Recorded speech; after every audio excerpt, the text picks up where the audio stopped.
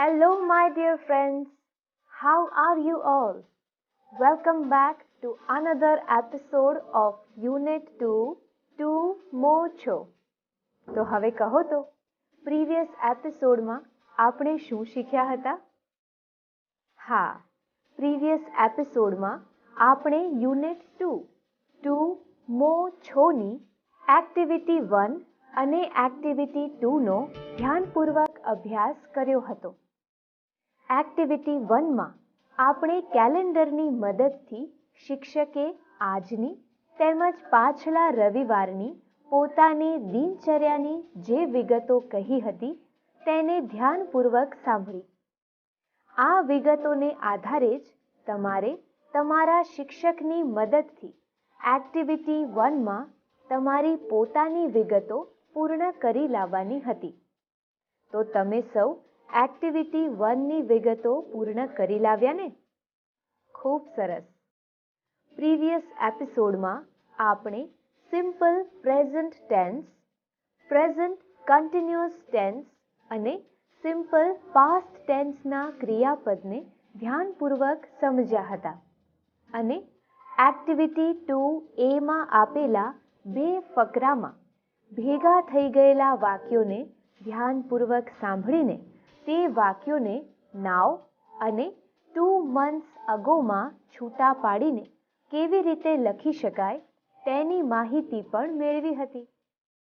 તો મિત્રો, તમે સૌ તમારા શિક્ષકની મદદથી વર્ગમાં ચર્ચા કરી એક્ટિવિટી 2A માં બે ફકરાના ભેગા થઈ ગયેલા વાક્યોને ઉદાહરણ મુજબ છૂટા પાડીને તમારા પાઠ્યપુસ્તકમાં લખ્યા ને? હા, વેરી ગુડ. અને આગળ એક્ટિવિટી 2B માં આપણે શું શીખ્યા હતા? યસ, એક્ટિવિટી 2B માં આપેલા ફકરાને આપણે ધ્યાનપૂર્વક સમજીને તેમાં આપેલા ધ વર્લ્ડ એન્વાયરમેન્ટ ડે અને ધ ઇંગ્લિશ ડે વિશેના વાક્યોને છૂટા પાડીને પાઠ્યપુસ્તકમાં નોંધ્યા હતા. ખરું ને મિત્રો? અચ્છા, હવે મને કહો તો શું તમારે મોટું અને છોટુની વાર્તા સાંભળવી છે ને? હા, ઓકે. તેમની વચ્ચેની મિત્રતા તમારે જોવી પણ હશે, ખરું ને? તો તે માટે આજે આપણે યુનિટ 2 ટુ more છોની એક્ટિવિટી 3 અને એક્ટિવિટી 4 નો ધ્યાનપૂર્વક અભ્યાસ કરીશું. તો ચાલો હવે આપણે યુનિટ 2 ટુ more છોની એક્ટિવિટી 3 અને એક્ટિવિટી 4 ને એક રૂપરેખા દ્વારા સમજી લઈએ. યુનિટ 2 ટુ more છો.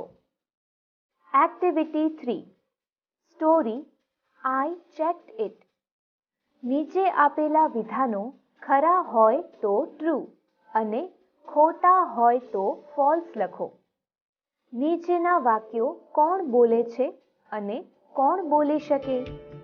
તે જો છોટું બોલે તો સી, મોટું બોલે તો એમ અને બંને બોલે તો CM લખો. એક્ટિવિટી 4. હવે 3 દિવસ પછી મોટું તેના મિત્ર છોટુની મુલાકાતે ગયો. ત્યાં શું થયું તે જાણવા માટે નીચેના વાક્યો વાંચો અને તેમાં જે શબ્દો ખૂટે છે તે યોગ્ય જગ્યાએ મૂકીને તેનું વાંચન કરો. ચાલો હવે તમે પાઠ્યપુસ્તકના યુનિટ 2 ટુ more છોમાં આપેલી એક્ટિવિટી 3 ધ્યાનપૂર્વક જુઓ. આ એક્ટિવિટીમાં મોટું હાથી અને છોટું ઉંદરની વાર્તા આપવામાં આવી છે. આ વાર્તાનું નામ છે આઈ ચેક્ડ ઇટ. તો ચાલો હવે આપણે આઈ ચેક્ડ ઇટ વાર્તાને ધ્યાનપૂર્વક સાંભળીએ. Activity 3. Listen to the following story. I checked it. Once there was an elephant. People called him Motu. He had a friend. He was a rat. His name was Chotu. Both Chotu and Motu loved swimming. One day, Motu walked to the river. He entered the water. He enjoyed swimming for a long time. Then Chotu also arrived there. He looked at Motu and shouted, "Motu, come out for a minute." Motu answered, Don't disturb me. "I will not come out. Let me swim." Chotu shouted again, "Come out soon, I say." Motu said, "No, I won't." Chotu then shouted and shouted. Motu was angry. He jumped out. "Okay, I'm here now. Tell me, what's your problem?" Chotu looked at Motu and said, "It's okay. You can go back now. I'm satisfied. Go and swim." Motu was very angry. "Satisfied?" He asked. Chotu replied, "Yes, I am. You are not wearing my swimsuit. I just checked it."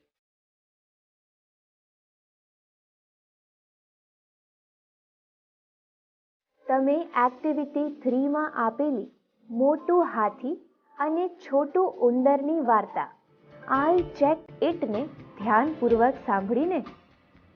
જો તમારે આ વાર્તા જાતે વાંચતા શીખવી હોય તો તમારે આ વાર્તામાં આવતા નવા શબ્દોનું શુદ્ધ ઉચ્ચારણ કરતા શીખવું પડે.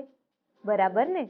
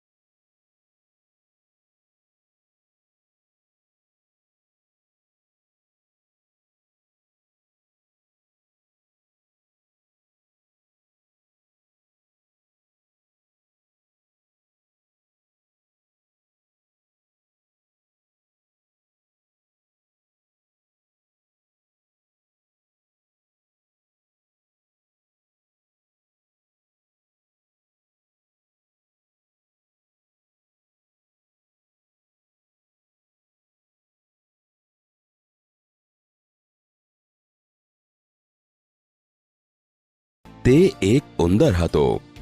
His name was Chhotu. તેનું નામ છોટુ હતું.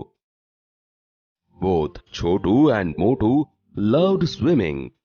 છોટુ અને મોટુ બંનેને તરવું ગમતું. One day, મોટુ walked to the river. એક દિવસ મોટુ નદીએ ગયો. He entered the water. તે પાણીમાં પ્રવેશ્યો. He enjoyed swimming for a long time. તેણે ઘણો સમય તરવાનો આનંદ માણ્યો. Then Chhotu also arrived there. પછી છોટુ પણ ત્યાં આવી પહોંચ્યો. He looked at મોટુ and shouted. તેણે મોટુ સામે જોયું અને બૂમ પાડી. Motu, come out for a minute. Motu, એક મિનિટ બહાર આવ. મોટુ answered. મોટુએ જવાબ આપ્યો. Don't disturb me. I will not come out. Let me swim. મને ખલેલ ન પહોંચાડ. હું બહાર નહીં આવું. મને તરવા દે. Chhotu shouted again. છોટુએ ફરી બૂમ પાડી. કમ આઉટ સૂન આઈ સે. હું કહું છું જલ્દી બહાર આવ. No, I won't. ના, હું નહીં આવું. Chhotu then shouted and shouted. પછી છોટુએ ઘણી બૂમો પાડી. મોટુ was angry. He jumped out. મોટુ ગુસ્સે થયો. તે કૂદીને બહાર આવ્યો. Okay, I'm here now. Tell me, what's your problem? બરાબર. હવે હું અહીં છું. મને કહે, તારી શું સમસ્યા છે? છોટુ looked at મોટુ and said. છોટુએ મોટુ સામે જોયું અને બોલ્યો. It's okay, you can go back now. I am satisfied. Go and swim. બરાબર છે, તું હવે પાછો જઈ શકે છે. મને સંતોષ થયો છે. જા અને તર. મોટુ was very angry. મોટુ ખૂબ ગુસ્સે થયો. સેટિસ્ફાઈડ? સંતોષ થયો? Yes I am. You are not wearing my swimsuit. I just checked it. હા, મને સંતોષ થયો. તે મારો સ્વિમસૂટ પહેર્યો નથી. મેં ચકાસી લીધું.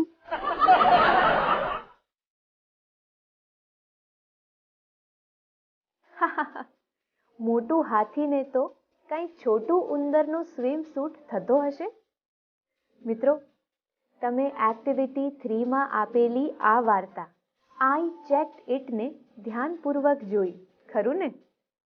તો ચાલો હવે આપણે આઈ ચેક્ડ ઇટને આધારે પાઠ્યપુસ્તકની એક્ટિવિટી 3માં આપેલા વિધાનો ટ્રુ છે કે ફોલ્સ તે લખીએ. એક્ટિવિટી 3. નીચે આપેલા વિધાનો ખરા હોય તો ટ્રુ અને ખોટા હોય તો ફોલ્સ લખો. 1. મોટુ વોઝ અ રેટ.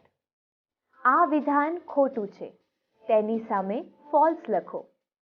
2. મોટુ એન્જોયડ સ્વિમિંગ. આ વિધાન ખરું છે, તેની સામે ટ્રુ લખો. 3. Chhotu jumped out of water. આ વિધાન ખોટું છે, તેની સામે ફોલ્સ લખો. 4. મોટુ શાઉટેડ એન્ડ શાઉટેડ. આ વિધાન ખોટું છે, તેની સામે ફોલ્સ લખો. 5. Chhotu was satisfied. આ વિધાન ખરું છે, તેની સામે ટ્રુ લખો. 6. મોટુ ચેક્ડ છોટુ's swimsuit. આ વિધાન ખોટું છે, તેની સામે ફોલ્સ લખો. 7. મોટુ was swimming in a pond. આ વિધાન ખોટું છે, તેની સામે ફોલ્સ લખો. તમે તમારા પાઠ્યપુસ્તકમાં એક્ટિવિટી 3માં આપેલા વિધાનો સામે ટ્રુ કે ફોલ્સ લખ્યું ને? હવે એક્ટિવિટી 3માં આગળ શું લખ્યું છે તે ધ્યાનપૂર્વક જુઓ. એક્ટિવિટી 3. નીચેના વાક્યો કોણ બોલે છે અને કોણ બોલી શકે? તે જો છોટું બોલે તો સી, મોટું બોલે તો એમ અને બંને બોલે તો CM લખો.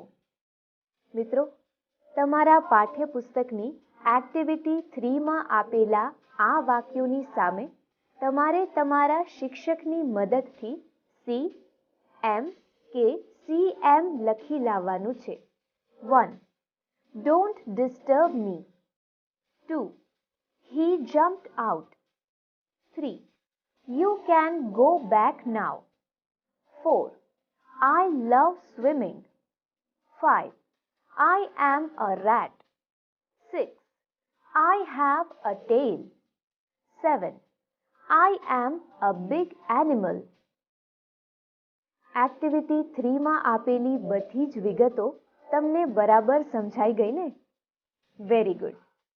ચાલો હવે તમારા પાઠ્યપુસ્તકમાં આપેલી એક્ટિવિટી 4ને ધ્યાનપૂર્વક જુઓ. તેમાં લખ્યું છે કે હવે 3 દિવસ પછી મોટું તેના મિત્ર છોટુની મુલાકાતે ગયો. ત્યાં શું થયું?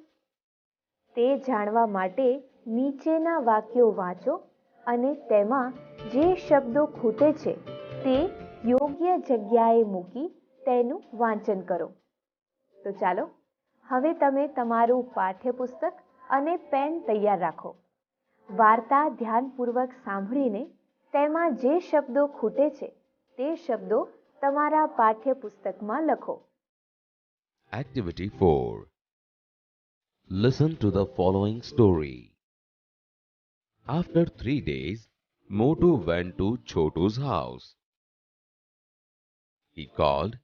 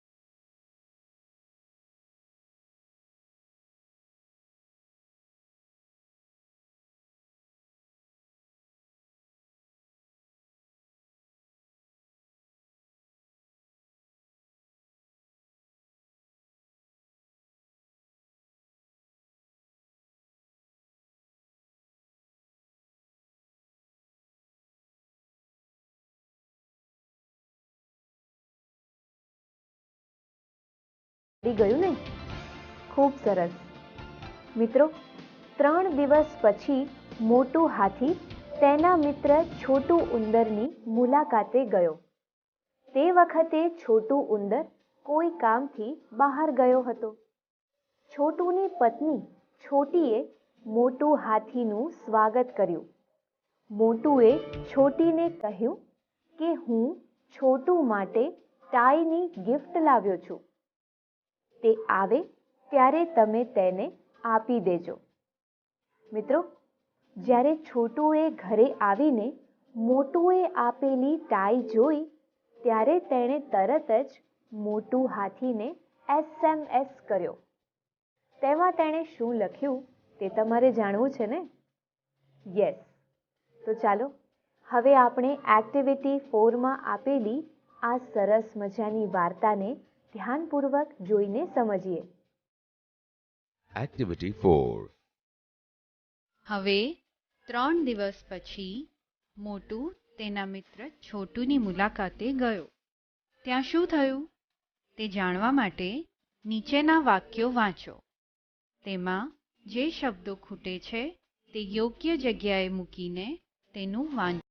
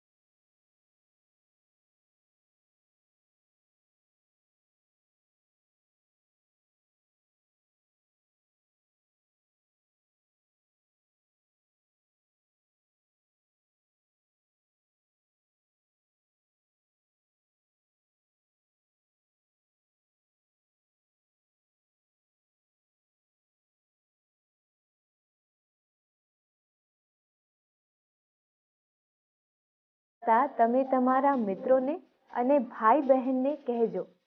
તેમને પણ મોટું અને છોટુની આ વાર્તા સાંભળવાની ખૂબ જ મજા આવશે. ચાલો હવે મને કહો તો કે આજના એપિસોડમાં તમને યુનિટ 2 મો છોની એક્ટિવિટી 3 અને એક્ટિવિટી 4નો અભ્યાસ કરવાની મજા તો આવી ને? શું કહ્યું? ખૂબ જ મજા આવી? Very good. હવે નેક્સ્ટ એપિસોડમાં આપણે યુનિટ 2 મો છોની એક્ટિવિટી 5 અને એક્ટિવિટી 6નો ધ્યાનપૂર્વક અભ્યાસ કરવાનો છે. તો તે માટે આપણે ફરીથી ચોક્કસ મળીશું. Until next episode, keep learning and keep having fun. Bye friends.